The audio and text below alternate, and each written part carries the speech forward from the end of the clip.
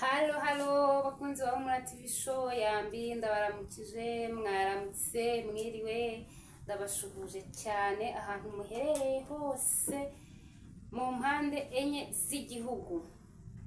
Abari hanze yacyo nabo ndabasuhuje, abari muri diaspora ndabashuhuje, abarundi ndabakengurukiye cyane gose maze kubona ko munkurikira cyane gose. Abarundi munkurikira ndabashuhuje ndabakunda, murabinyereka mugashyiraho utukomenti kandi nukuri maze kubona yuko rwose mfite inshuti zinkurikira mu bihugu bigiye bitandukanye. Rero ndabasuhuje n'abankurikirana ntibavuge ntibabigaragaze, ndabashuhuje kandi ndabashimira yuko murimo mugenda mukora subscribe, ndagenda mbibona pe rimo muriyongera buri munsi. Bahaye courage, Imana ikomeze ibahe umugisha, mukomeze mukore subscribe, musharinge kugira ngo n'abandi bantu babone ibiganiro byiza tujya tugirana. Rero rwose mbifurije weekend nziza, mbifurije umunsi mwiza, Imana yo mu ijuru ibane namwe kandi ikomeze ibashyigikire, ihere imirimo y'amaboko yanyu.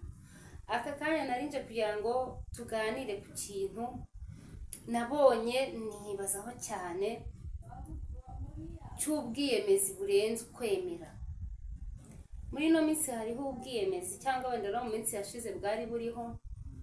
Ngewe nuko ubu ngubu buri kintu mbonye nshobora gusangira n'abantu wenda tukakivugaho, nyine mba ngomba kuza nyine tukakivuganaho. Ubu rero nari navuze ngo reka tuvuge ku kintu cy'ubwiyemezi. Njya nkunda kubona ubwiyemezi buriya, niba navuga ko ari indwara, niba navuga ko ari icyorezo, niba navuga yuko ari iki, ntabwo nzi ibyo ari byo, ariko maze kubona yuko ari nk'indwara. Abantu bazi ibintu by'imitekerereze y'umuntu, cyangwa se babyize babikurikiye cyane, bareba iki kiganiro badufashe ubwiyemezi niba ari indwara cyangwa ari icyorezo, kuko njya mbona bugira ingaruka nyinshi. Impamvu rero iki kintu mba navuze ngo tukiganireho, ni ukuri gishobora guteza ibibazo nyiracyo, cyangwa kigateza ibibazo abamuri hafi, abo babana. Mu by'ukuri hari igihe uba uri kumwe n'umuntu, ngewe ubwo ni nka kese nk'ebyiri nabonye. Ndavuga nti rero reka nganire n'abantu. Umuntu yanabyirinda rega bigashoboka, nta kintu buri muntu atakwirinda ngo ashobore. Cyangwa hariho n'igihe n'umuntu aba afite ako kantu ariko atazi yuko gashobora kumugiraho ingaruka. Nk'ubwo ukabugiza utya. Hari umunsi umwe nari ndi kumwe n'abantu, turiye abantu benshi tuvuye mu bukwe, noneho turaza tugeze Nyabugogo.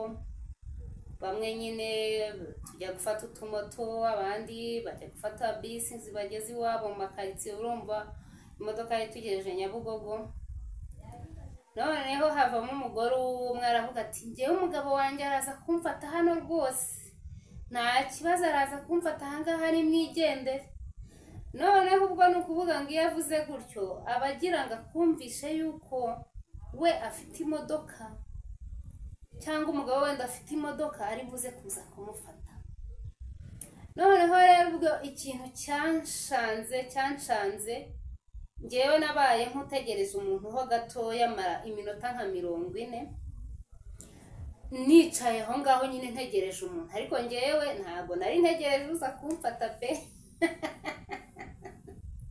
Noneho wa mumama agira atya, abona abantu bose bameze nkaho nyine bikuye bigiyeyo, wenda mu bo bavanye mu bukwe ntawe uri bumubone, ntawe uri bugire ute. Ngiye kubona nicaye hari hagati muri gare, kandi we noneho yajyaga n'ahantu pe hatari hafi nkatwe. Nicaye ku dutebe two muri gare, nyuma y'iminota nka 40 urumva bari bagiye bihuse, bari bamaze no kugera, bari bafashe moto, bari bageze mu minota nk'icumi. Tuvuge nimba ari nk'abajyaga i Remera, abajyaga Nyamirambo, abajyaga za Kimisagara bayaga ku Gisozi wafashe moto mu minota 40 uba wagezeyo umva wanaruhutse pe. None ubwo mu minota 40 cyangwa 50 ngiye kubona mbona wa mama maraza buhoro buhoro ajya kurira mu modoka. Ndavuga ariko uno muntu yagize ikibazo cye. Urumva umuntu nk'uwo wirinda no kubimwereka kugira ngo wenda bya bintu yiyemeye bye atabona ko hari uwabimenye. Ariko naribashije cyane ndavuga koko mana yanjye kubukena atari ingeso, ko gutega imodoka atari igisebo, ko kuba wafata moto atari igisebo. Kuki uno muntu yakwemera agakererwaho isaha yose gusa kugira ngo abo bari kumwe babanze bikubure bagende bashiremo bagende bavuga ngo kanaka umugabo yaje kumutwara. Numvishe ari ikintu kitabaho giteye ubwoba.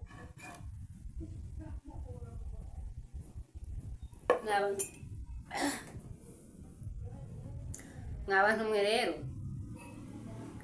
narumiwe numva ni ikintu tugomba kuganiraho. Mureke kwiyemera, mureke nukuri buri indwara yo kwiyemera nimbi ituma umuntu abaho atishimye. Umva nk'urwo rugero mbahaye, umuntu yicaye muri gare arimo arabebera nkaho yibye kandi ntiyibye, arashaka kwemeza abantu gusa.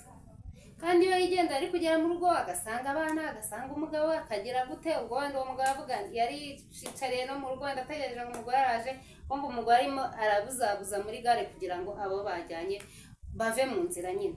Ariko bagende muri bo bazi yuko umugabo we afite imodoka yaje kumufata. Iyo ndwara rero nimba ishobora gutera ingaruka nyinshi.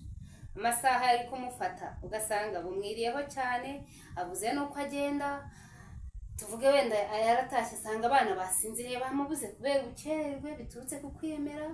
Tuvuge wenda ubwo umugabo yamuhamagaraga buri kanya ugeze ati ndahangaha muviramo icyaha cyo kubeshya kandi kitari ngombwa. Ubwo baze nk'umugabo ahamagaye n'undi muntu bari kumwe ati mugeze hehe, cyangwa se ntanamufashe kubera ubwiyemeza ati mugeze he. Wa muntu mwari muri kumwe akamubwira ati ngewe nageze mu rugo kare, kandi umugore akicaye muri gare agira ngo yemeze abantu. Icyo rero ni ikibazo bagenzi banjye, babyeyi abamama nibo bantu bakunda kugira ko kadefo ko kwiyemera gukabije, kandi ntago ari byo bintu byaguhindura uriwe, sibyo byasubiza icyifuzo cyawe, sibyo byatuma icyo ushaka kuba cyo ukiba, ni ukugukerereza gusa. Noneho ubwo hari n'undi nzi tuvuga nimba atuye nka Kicukiro, ukamazi uti harya utuye hagana he, aravuga ati nugenda ukagera wenda nk'Igahanga n'urugero, inzu nziza uzabona nuhagarara Igahanga harya hejuru, inzu nziza uzabona kurusha izindi zose aho ngaho niho iwanjye. Kandi ubwo ngubwo wenda niwe niyo nzu ye ntigaragara. Ibyo bintu niba ari uburwayi, nimba ari ihungabana, nimba ari iki simbizi. Bagenzi banjye, bagore bene data, ni mwebwe tuganiriye cyane. Ariko n'abagabo nabo babaho biyemera. Abagabo nabo babaho biyemera, usanga akubwira ati yewe ati naguze ikibanza za Nyagasambu, ati ndimo ndacyubaka, kandi mu by'ukuri no kurya ari ikibazo. Abo nabo ndabazi, n'abagabo babaho. Ntabwo ari abagore gusa, n'abagabo babaho. Wenda abagore nuko ari bo b'inshuti zanjye cyane, ariko n'abagabo babaho tujya tubabona.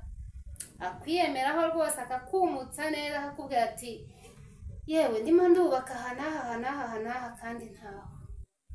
Mwaretse tukakira ibihe, mwakwize kwakira ibihe, ko nta muntu Imana yavumye, ko nta muntu itazagirira neza.